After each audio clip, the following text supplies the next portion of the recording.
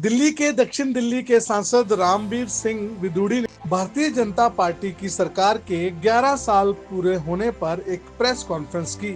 उन्होंने अपनी तमाम उपलब्धियां गिनवाई। उन्होंने कहा कि भारतीय जनता पार्टी के नेतृत्व में प्रधानमंत्री नरेंद्र मोदी ने दिल्ली में अनेक विकास करवाए हैं। सड़कों का निर्माण हुआ है, डिस्पेंसरी बनाई गई है, जन औषधि का कार्यालय भी खोले गए हैं। उन्होंने कहा कि आयुष्मान आरोग्य मंदिर की स्थापना भी भारतीय जनता पार्टी सरकार ने की है। कुलदीप सोलंकी जी, सभी मीडिया के सम्मानित साथियों, दिल्ली प्रदेश भारतीय जनता पार्टी के मीडिया प्रमुख आदरणीय परवीन शंकर कपूर जी ने इस प्रेस कॉन्फ्रेंस की बाबत आपको जानकारी दी है कि ये प्रेस कॉन्फ्रेंस आज किस लिए आयोजित की गई है। श्री परवीन शंकर कपूर जी ने केंद्र और दिल्ली सरकार की क्या क्या उपलब्धियां रही हैं, मैं मीडिया को उसकी भी कुछ जानकारी दे सकूं। सबसे पहले दिल्ली में जो भारतीय जनता पार्टी की सरकार हाल ही में बनी है, यदि श्रीमती रेखा गुप्ता की सरकार के जो 100 दिन गुजरे हैं, दिल्ली के लोगों से जो फीडबैक मिल रहा है, दिल्ली के लोगों का ये कहना है कि लगभग 11 साल के बाद हमें ऐसा लगा है कि दिल्ली में कोई इलेक्टेड गवर्नमेंट काम कर रही है, सरकार काम करती हुई दिखाई दे रही है। हमारी मुख्यमंत्री, हमारे सभी मंत्री दिल्ली की सड़कों पर हैं।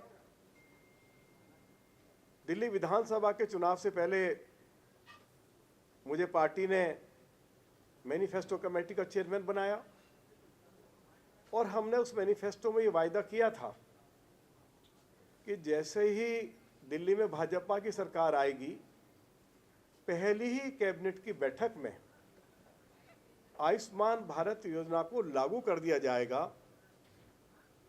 पूरे देश भर में ये योजना लागू हो गई। दिल्ली में अरविंद केजरीवाल जी ने इस योजना को लागू नहीं होने दिया।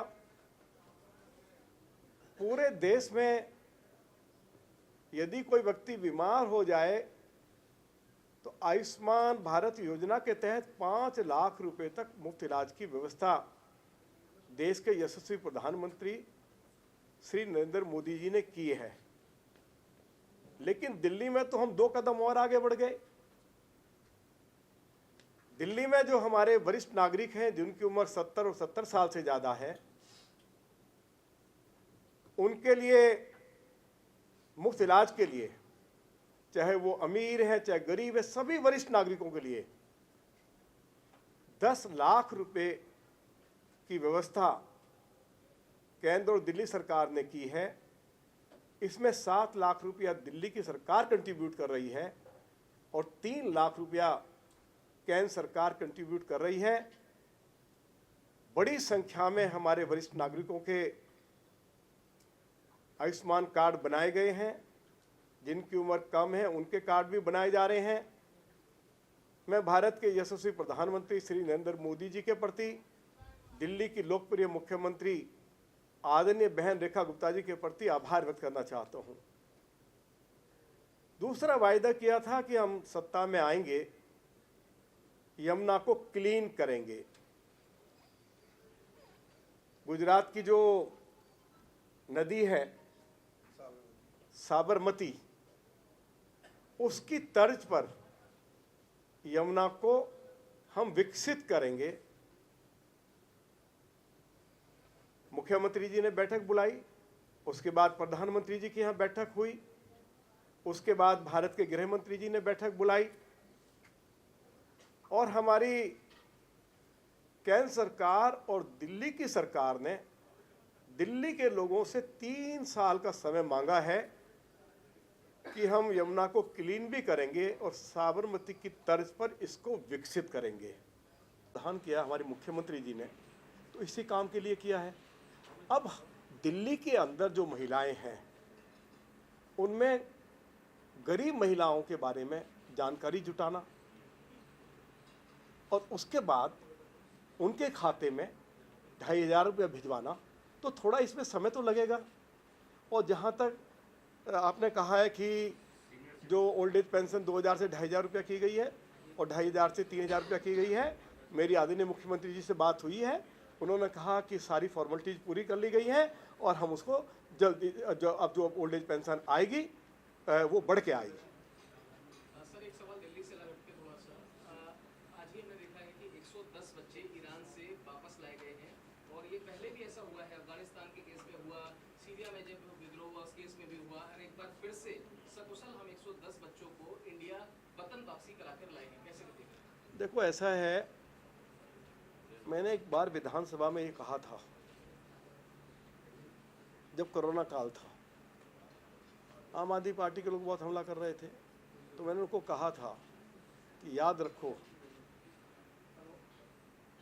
जिस तरह से धरती पे जो सम्मान भगवान राम को मिल रहा है, भगवान श्री कृष्ण को मिल रहा है, एक समय आएगा कि उसी तरह का सम्मान देश के यशस्वी प्रधानमंत्री आदरणीय मोदी जी को मिलेगा। ये रिकॉर्ड पे है। और आप देख लीजिए कितने युद्ध हुए हैं, हमारे बच्चे कहीं फंस गए हैं, तो अन्य देशों के बच्चे भी जो है ना, तिरंगा झंडा उठाकर उन्होंने अपनी जान बचाई है।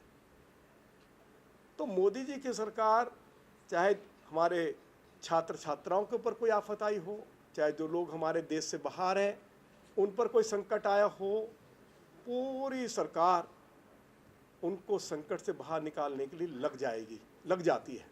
तो मोदी जी जो है ना, सही पूछना चाहते हो, मेरा 55 साल का राजनीतिक जीवन है, अब मेरी उम्र 72.5 साल होगी। मैंने 4 प्राइम मिनिस्टर के साथ बहुत करीब से काम किया है, और मैं आपको बता दूं, ये मोदी जी साधारण इंसान नहीं है, ये भगवान के अवतार हैं।